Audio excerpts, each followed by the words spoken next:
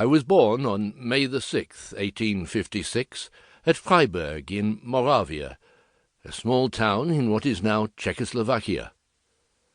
My parents were Jews, and I have remained a Jew myself. I have reason to believe that my father's family were settled for a long time on the Rhine, at Cologne.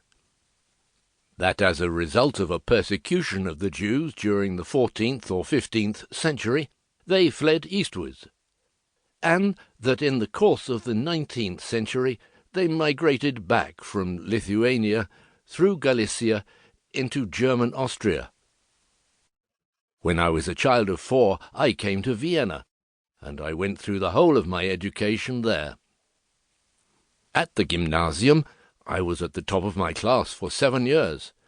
I enjoyed special privileges there, and had scarcely ever to be examined in class. Although we lived in very limited circumstances, my father insisted that in my choice of a profession I should follow my own inclinations alone.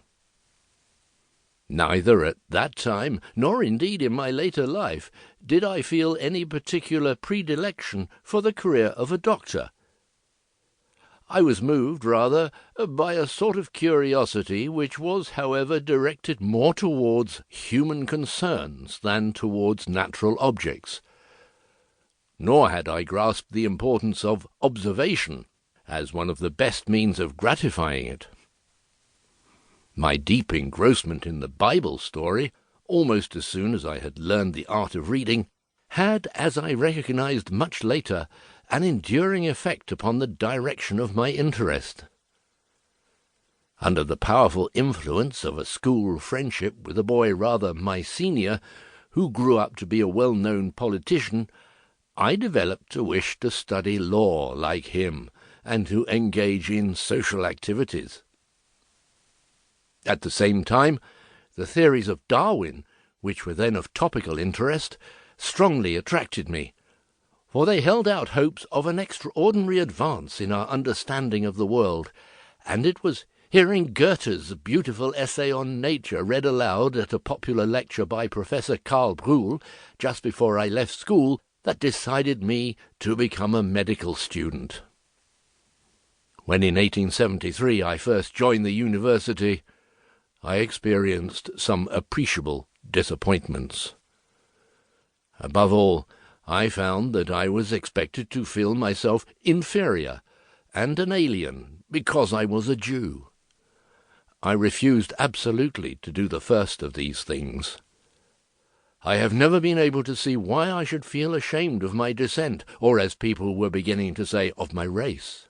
I put up, without much regret, with my non-acceptance in the community, for it seemed to me that in spite of this exclusion, an active fellow worker could not fail to find some nook or cranny in the framework of humanity. These first impressions at the university, however, had one consequence which was afterwards to prove important, for at an early age I was made familiar with the fate of being in the opposition, and of being put under the ban of the compact majority. The foundations were thus laid for a certain degree of independence of judgment.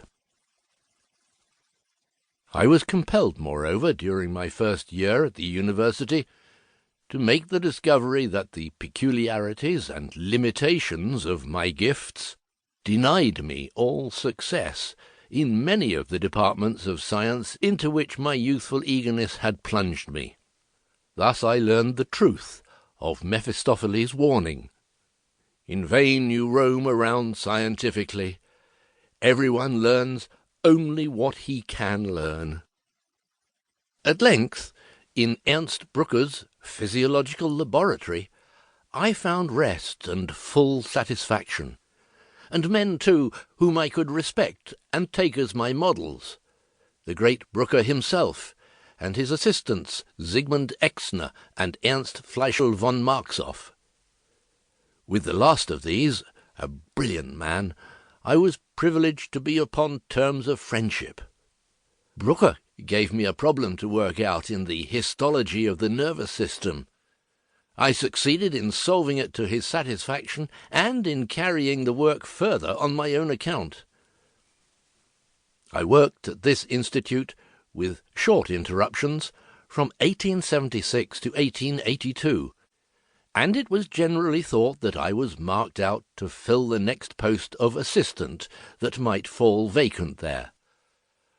The various branches of medicine proper, apart from psychiatry, had no attraction for me. I was decidedly negligent in pursuing my medical studies, and it was not until 1881 that I took my somewhat belated degree as a doctor of medicine. The turning point came in 1882.